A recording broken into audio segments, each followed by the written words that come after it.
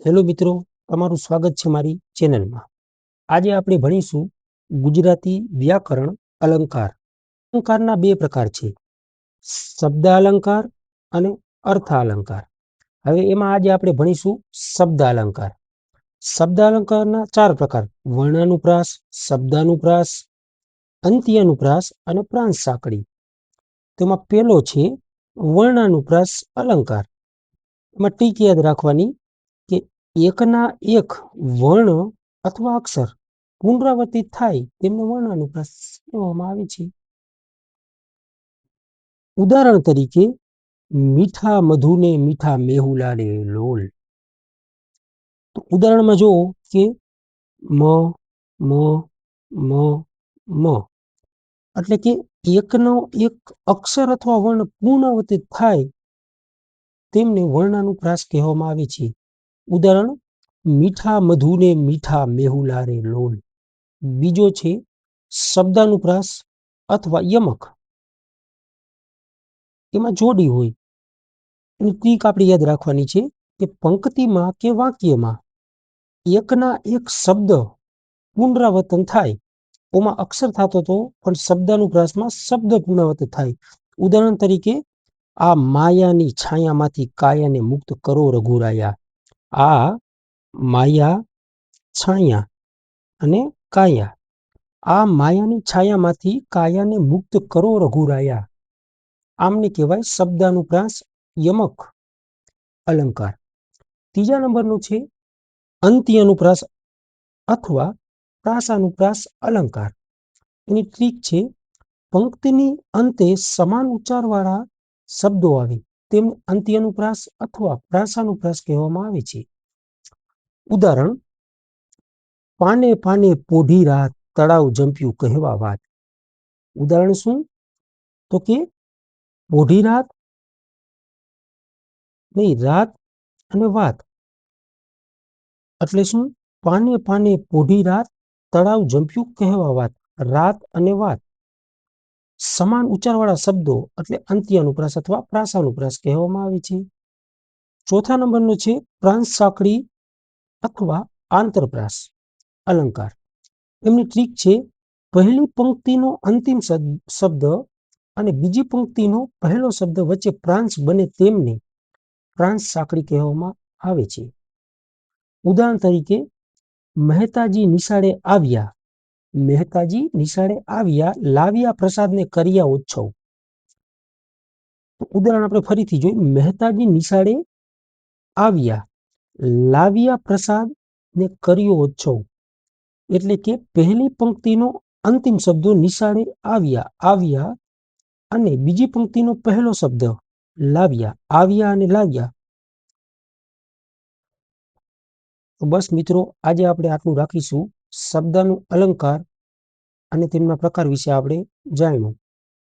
Thank you. જેમના પ્રકાર છે ઉપમા, ઉત્પ્રેક્ષા, રૂપક, વ્યતિરેક, અનન્વય, વ્યાજસ્તુતિ, શ્લેષ, સજીવારોપણ, દૃષ્ટાંત, અર્થાંતરન્યાસ, અતિશયોક્તિ, સ્વભાવોક્તિ અને અન્યોક્તિ।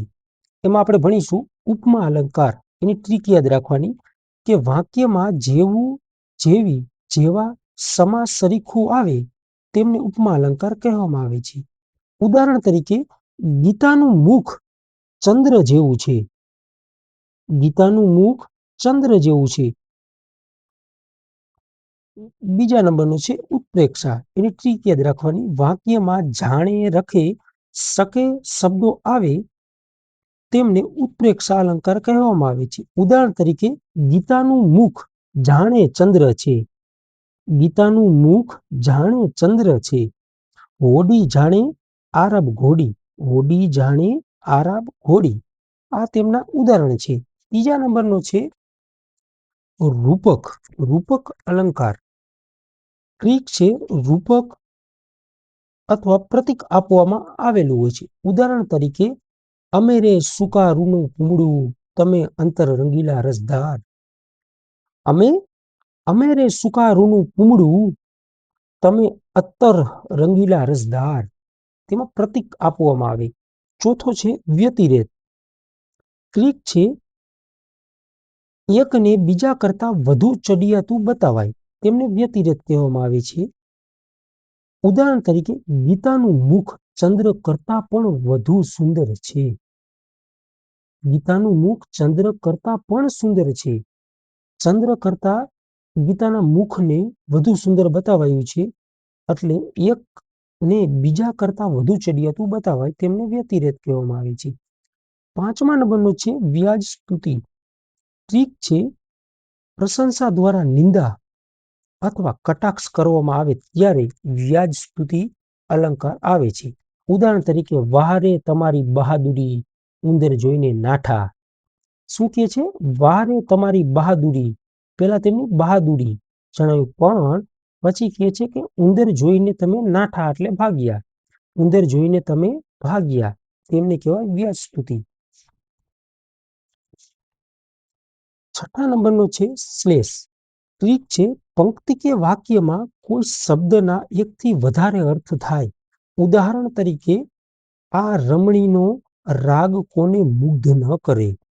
આ રમણીનો રાગ એટલે સ્નેહ થાય અથવા કંઠની મધુરતા. આ રમણીનો સ્નેહ અથવા પ્રેમ કોને મુગ્ધ ન કરે. 7મા નંબરનો છે અનન્વય.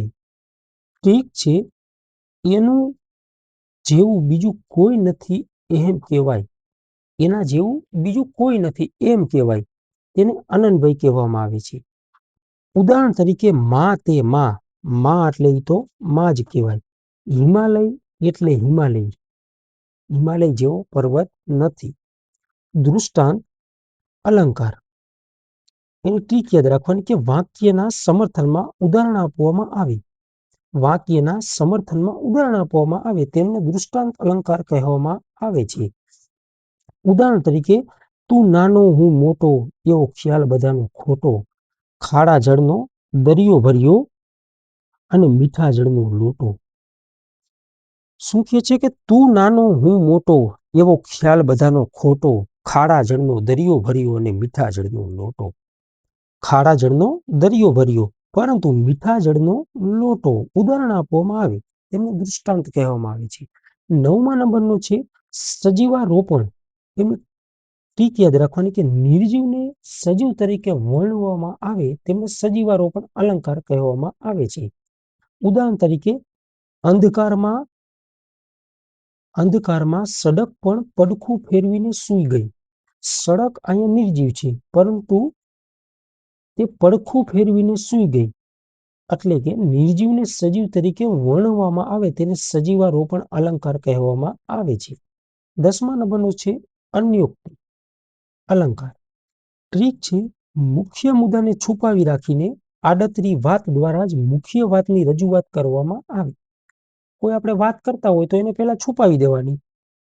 કોઈ આપણે વાત કરતા હોય તો તેને બંધ કરી આડી વાત લઈ અને પાછી તે જ વાતની રજૂઆત કરવામાં આવે તેમને અન્યોક્તિ અલંકાર કહેવામાં આવે છે.